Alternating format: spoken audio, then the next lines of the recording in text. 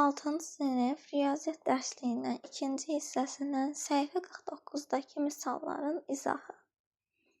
Burada yazılı olsa da, yenə də belə izah edəcəm. 12-ci misal. 12-ci misalda bizə deyir ki, məsələdə bizə deyir.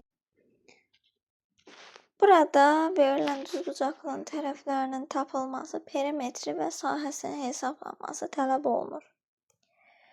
Bizdə belə bir düzbucaqlı verilibdir.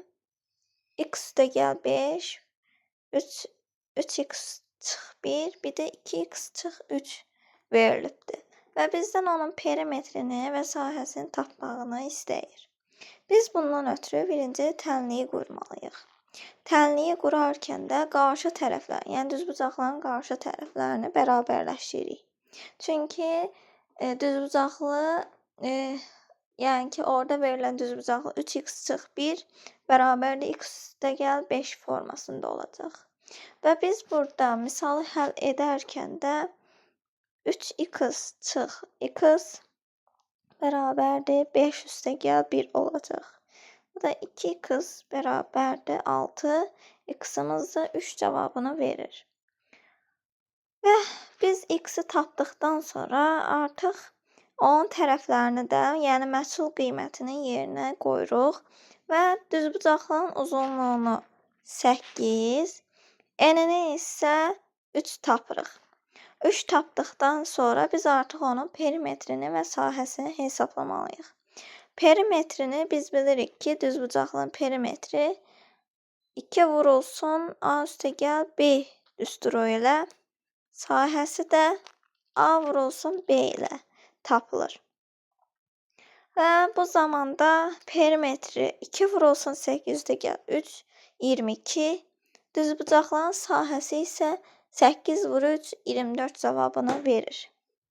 Sonra digər misalda bizə bir dənə, daha doğrusu 2 dənə üçbucaq və bir dənə də bütöv şəkildə üçbucaq verilib.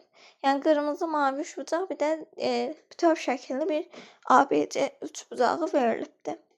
Bizdə məsələdə şəkildə verilənlərə əsasən üçbucaqların və trapesiyanın sahəsini dəyişənlə ifadə etmək və dəyişənin verilmiş qiymətində AFC trapesiyasının sahəsini hesablamaq, dəyişənin hansı qiymətində trapesiyanın sahəsinin 40 vahid kvadrat olduğunu tapmaq tələb olunur. Məsələn, həlli. Demək, bizdə birinci EBF üçbucağının sahəsi üçün ifadə yazmamızı istəyir. EBF üçbucağın sahəsini tapmaqdan ötürü düzbucaqlı üçbucağın sahəsi düsturundan istifadə olunur. Yəni 2də 1 AB düsturudur. 2də 1 AB düsturu burada katetlər, yəni burayla bu hissə, yəni düzbucaqlı hissəyə bitişik olan bucaqlar. Burada da S bərabərdir 2də 1, 4 və x. 4x. Və bu 2 ilə 4 ixtisar gedəndə 2də daha doğrusu 2x qalır. Bu şəkildə. Sonra bizdə hansını istəyir? ABC burada da verilibdir. ABC üçbucağının AB kateti üçün ifadə yazılmağını istəyir. Bundan ötürü biz, yəni ki, burada verilən x üstəgəl 2 ilə x-i toplasaq 2x üstəgəl 2 cəmini verir. Və bundan sonra biz ABC üçbucağının sahəsi üçün ifadə yazdığımız zaman isə artıq S bərabərdir 2də 1 vurulsun 12 vurulsun x 2 daha doğrusu 2x üstəgəl 2 bərabərdir. Burada 2də 1 buna ixtisar gedir 6. 6 12x eləyir. Burada 12x oldu. 12x üstəgəl 6 12 bərabərdir. Bu da bərabərdir bu ədədi verir. Bundan sonra sahələr fərqi kimi təqdim etməklə AFC trapesiyasının sahəsi, yəni x kimi qəbul edirik. Yəni x kimi ifadə edirik. Və ana ifadəni də sadələşdirdiyimiz zaman isə 12x üstəgəl 12, yəni bu ifadə çıxılsın 2x bərabərdir 10x üstəgəl 12 ifadəsini, tənliyini verir. Və bu tənlikdə x3 qiymətini yerinə yazmaqla trapesiyanın sahəsini tapırıq. Və trapesiyanın sahəsini taparkən də 10 vurulsun 3 üstəgəl 12 bərabərdir 42 vahid kvadrat alınır. Ancaq trapesiyanın sahəsinin 40 vahid kvadrat olması şərtinə görə tənlik qurduğumuz zaman isə biz 10x üstəgəl 12 bərabərdir 40-a bərabər edirik. Çünki bizdə 40 vahid istəyibdir. Və tənliyin kökünü taparkən də 10x bərabərdir 40-dan 12 çıxdığımız zaman 28 qalır. 10x-də x-i tapmaqdan ötürü x bərabərdir 28 böl 10 bərabərdir x bərabərdir 2,8 cavabını verir. Demək cavabımız EBF üçbucağının sahəsi 2x, ABC üçbucağının sahəsi 12x üstəgəl 12, AFC trapesiyasının sahəsi 10x üstəgəl 12 və x3 olduqda trapesiyanın sahəsi 42 vahid kvadrat, dəyişənin isə x bərabərdir 2-də 8 qiymətində isə 2,8 qiymətində isə 40 vahid kvadrat olur. 15-ci misal. Bizdə 15-ci misalda deyilir ki, məsələdə çəmənliyin sahəsini hesablamaq üçün dəyişənli ifadə yazılması və çəmənliyin sahəsinin verilmiş qiymətinə görə tikilinin sahəsini tapmaq tələb olunur. Aha, demək bizdə bir dənə hasar verilibdir. Burada bu yaşıl olan yerlər 1, bura 7, bura x, burada 1 verilibdir. Aha, indi biz bu şəkildə verilənlərə, yəni rəqəmlərə görə, həyətin ölçülərinə görə biz artıq həyətin enini 7, yəni burası 7-dirsə, burası 1-dirsə, burada 8 olur. Və burası da 8. Burada 8 oldu artıq. Biz bilirik ki, burası 8 metrdir.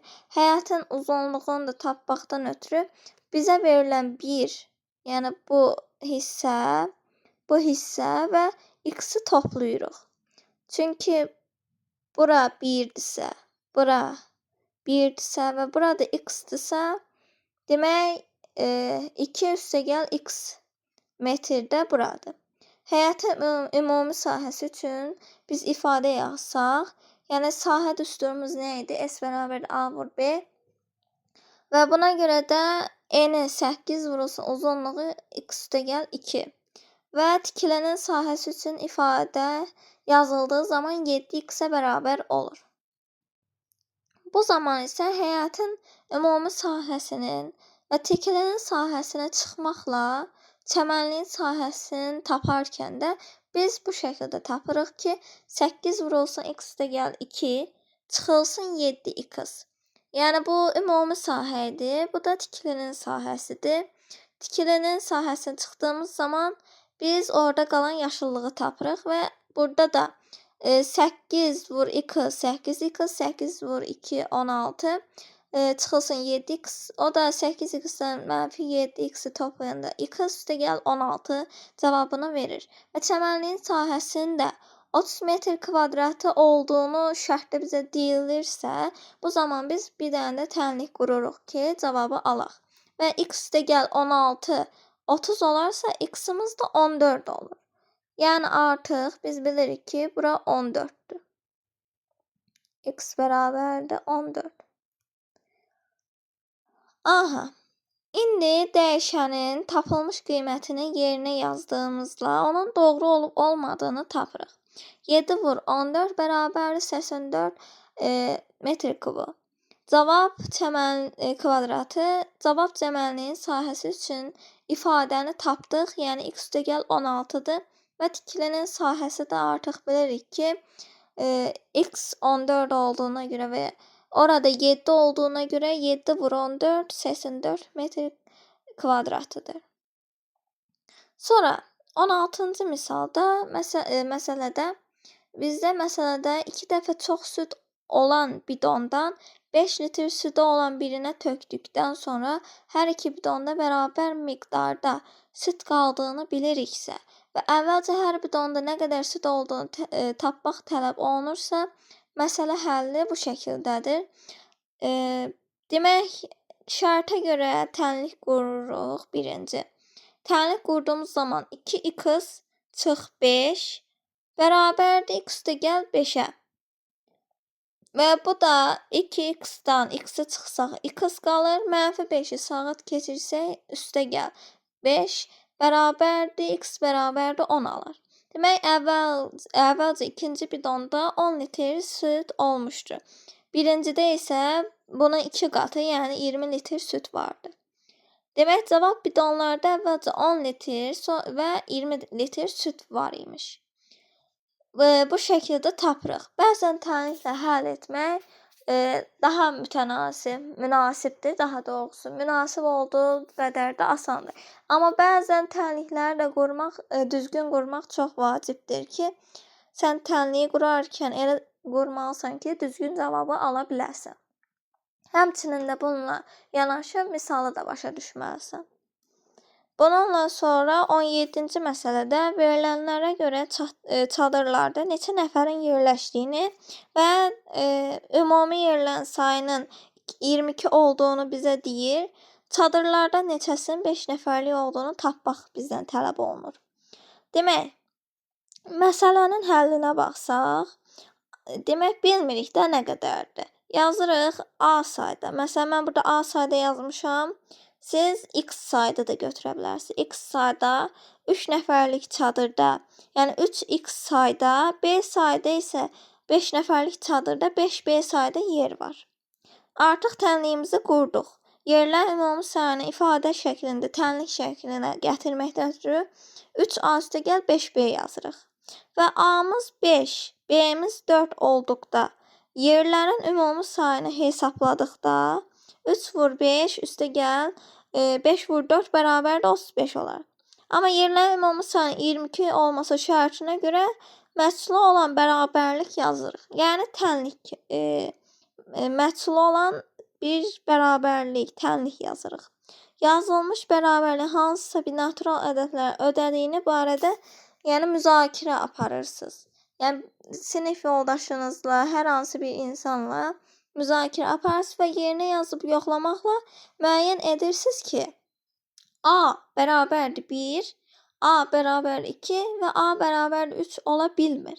Çünki bu qiymətləri yerinə yazdıqda B üçün tapılan qiymət yoxdur. Və A bərabər 4 olduqda isə B2 tapılır. Yəni bu zaman biz artıq tapmış oluruq ki, 3 nəfərlik çadırların sayı 4, 5 nəfərlik çadırların sayı isə 2-dir. 18-ci məsələ. Demək, məsələdə 20% endirimdən sonra alınan kafel və metlaxa görə ödənilən pula uyğun bir ifadə yazmamızı istəyir və kafel və metlağın 1 metr kvadratının verilmiş qiymətlərinə əsasən alınan metallara neçə manat ödəndiyini bizdən tələb eləyir.